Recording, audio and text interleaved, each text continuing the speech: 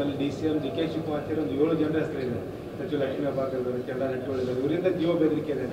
ಅದ್ರ ಬಗ್ಗೆ ಇಲ್ಲ, ನಾವೇನು ಚರ್ಚೆ ಮಾಡಿಲ್ಲಪ್ಪ. CT ರವಿ ಪ್ರಕರಣದ ಬಗ್ಗೆ ನಾವೇನು ಚರ್ಚೆ ಮಾಡಿಲ್ಲ. ಅದು COD ಕೊಟ್ಟಿದ್ದೀವಿ, ಅವ್ರು ಎನ್ಕ್ವೈರಿ ಮಾಡ್ಕೊಳ್ತಾರೆ. ಅದು DG ಅವರು ನೋಡ್ಕೊಳ್ತಾರೆ. ಇಲ್ಲ ಇಲ್ಲ, ಅದು ಎಲ್ಲವನ್ನು ಸರ್ಕಾರದ ಗಮನಕ್ಕೆ ತರೋದಿಲ್ರಿ. ಅವ್ರು ಪೊಲೀಸ್ ಇಲಾಖೆ ಅವ್ರು ಕೆಲಸ ಮಾಡ್ತಾರೆ. ಸರ್ಕಾರ ಎಲ್ಲದಕ್ಕೂ ಇನ್ವಾಲ್ವ್ ಆಗುತ್ತಾ?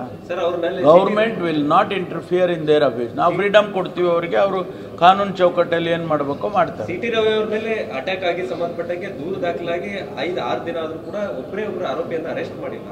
ಇಲ್ಲ, ನಾವು ಅವತ್ತೇ ಅವರಿಗೆ ಹೊಡೆಯೋಕೆ ಬಂದರು ಅಂತೇಳಿ 24 ಜನನ ಅರೆಸ್ಟ್ ಮಾಡಿ ಆ ಕ್ಷಣದಲ್ಲೇ ನಾವು ಕಳಿಸಿದ್ವಲ್ಲ. ಆಮೇಲೆ ಸಾಯಂಕಾಲಕ್ಕೆ ಕೇಸ್ ತಗೊಂಡು ಬಿಟ್ಟಿದ್ದಾರೆ. ಅದು ಅವರು ಪ್ರೊಸೀಜರಲ್ಲಿ ಏನು ಮಾಡಬೇಕೋ ಅವ್ರನ್ನ ಬಿಟ್ಟಿದ್ದಾರೆ. ನಮ್ಮನ್ನ ಕೇಳಿ ಮಾಡ್ತಾರಾ? ಮೀಡಿಯಾದವ್ರನ್ನ ಕೇಳಿ ಮಾಡ್ತಾರಾ ಅಥವಾ ಸರ್ಕಾರನೇ ಎಲ್ಲದಕ್ಕೂ ಕೇಳಿ ಮಾಡ್ತಾರ? ಅವ್ರಿಗೆ ಪ್ರೊಸೀಜರ್ ಬೇರೆ ನೋಡಿ. ಕೇಳಿ, ಸ್ವಲ್ಪ ಕೇಳ್ರಿ. ಇಲ್ಲಿ ನೀವೇನು ಇಂಟ್ರಾಗೇಷನ್ ಮಾಡ್ಬೇಕಾ ಏನು ನನ್ನನ್ನು? ನೀವು ಪ್ರೆಸ್ ಕಾನ್ಫರೆನ್ಸ್ ಮಾಡ್ಬೇಕು, ಪ್ರೆಸ್ ಕೇಳುವಾಗ ಪ್ರಶ್ನೆಗಳು ಕೇಳಿ ಉತ್ತರ ಕೊಡ್ತೀನಿ, ಗೊತ್ತಾಯ್ತಾ? ನೀವು ಕ್ರಾಸ್ ಮಾಡೋಕ್ಕೆ ಹೋಗಬೇಡಿ. ಪ್ರಶ್ನೆ ಏನಂದರೆ, ಅವತ್ತು ಗಲಾಟೆ ಮಾಡೋಕ್ಕೆ ಬಂದಾಗ ಅವ್ರನ್ನ ಅರೆಸ್ಟ್ ಮಾಡಿ ತೊಗೊಂಡೋದ್ರು ಪೊಲೀಸ್ ಸ್ಟೇಷನಲ್ಲಿ. ಅವ್ರನ್ನ ಸಂಜೆವರೆಗೂ ಇಟ್ಕೊಂಡು ಅವ್ರನ್ನ ಆಮೇಲೆ ಅವ್ರಿಗೆ ವಾರ್ನಿಂಗ್ ಮಾಡಿ ಅವ್ರ ಪ್ರೊಸೀಜರ್ ಏನಿದೆ ಅದು ಮಾಡ್ಕೊಂಡಿದ್ದಾರೆ, ಆಯಿತಾ?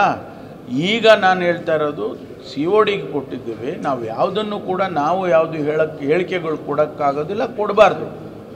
ಅವರು CT ರವಿ ಅವರು ಕಂಪ್ಲೇಂಟ್ ಕೊಟ್ಟಿದ್ದಾರೆ, DG ಅವ್ರಿಗೆ ಕೊಟ್ಟಿದ್ದಾರೆ, DG ನೋಡ್ಕೊಳ್ತಾರೆ. ಅದಕ್ಕೆ ಸರ್ಕಾರನ ಕೇಳಿದರೆ ಸರ್ಕಾರ ಏನು ಮಾಡಬೇಕು ಹೇಳ್ತೀವಿ. ಸರ್ಕಾರ ಕೇಳೋ ಅಗತ್ಯ ಇಲ್ಲ. ಅವರಿಗೆ ಲೇಡ್ಔಟ್ ಪ್ರೊಸೀಜರ್ಸ್ ಇದೆ ಪೊಲೀಸಲ್ಲಿ. ಬೇರೆ ಡಿಪಾರ್ಟ್ಮೆಂಟ್ನಲ್ಲಿ ಹಂಗಲ್ಲ, ಬೇರೆ ಡಿಪಾರ್ಟ್ಮೆಂಟ್ನ ರೀತಿಯೇ ಇರೋದಿಲ್ಲ ಇದು. ಇಲ್ಲಿಗೆ ಪ್ರತಿಯೊಂದಕ್ಕೂ ಲೇಡ್ಔಟ್ ಪ್ರೊಸೀಜರ್ಸ್ ಇರುತ್ತೆ. ಕಾನೂನು ಚೌಕಟ್ಟಲ್ಲಿ ಏನು ಮಾಡಬೇಕು ಅದನ್ನು ಮಾಡ್ತಾರೆ.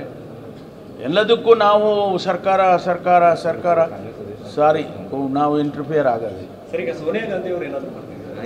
ಗೊತ್ತಿಲ್ಲ. ಅದೇ ನಾನು ಲಿಸ್ಟ್ ಕೇಳಿದ್ದೀನಿ ಅಧ್ಯಕ್ಷರಿಗೆ ಮತ್ತು ನಮ್ಮ DCM ಸಾಹೇಬರಿಗೆ ಲಿಸ್ಟ್ ಕೇಳಿದ್ದೀವಿ. ಹೇಳಿದ್ನಲ್ಲ, ನೀವು ಕೇಳಿಸ್ಕೊಳ್ಬೋದು. 4,500 ಅಂತ ಹೇಳಿದೆ, ನೀವೆಲ್ಲೋ ಕೇಳಿಸ್ಕೊಂಡ್ಬಿಟ್ಟು. Okay sir, thank you. Thank you.